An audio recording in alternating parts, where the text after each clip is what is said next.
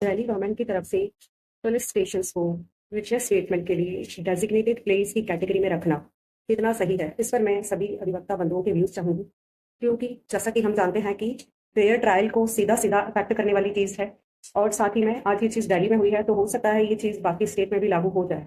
तो हमें ये देखना है कि जैसे कि आर्म्स एक्ट, एनडीपीएस या फिर मर्डर केसेस, इन केसेस में इस पुलिस के जो पर्सोनल है वो खुद ही विटनेस होते हैं।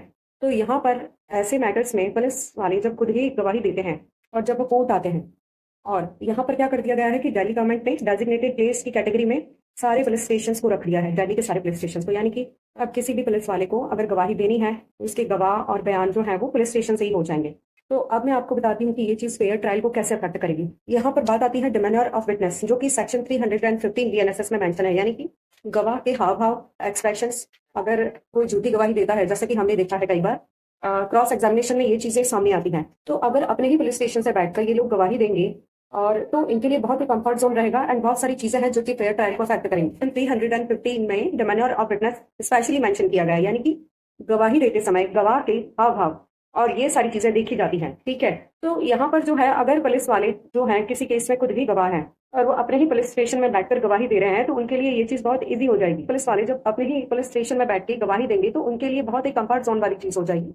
क्योंकि कोर्ट रूम का जो है वो ऑरा, आप कुछ भी करिए, कोर्ट रूम में आना और वहां पर सवालों के जवाब देना और वहीं पर पुलिस स्टेशन में बैठ करके वहां से गवाही देना, इन दोनों चीजों में बहुत बड़ा डिफरेंस है।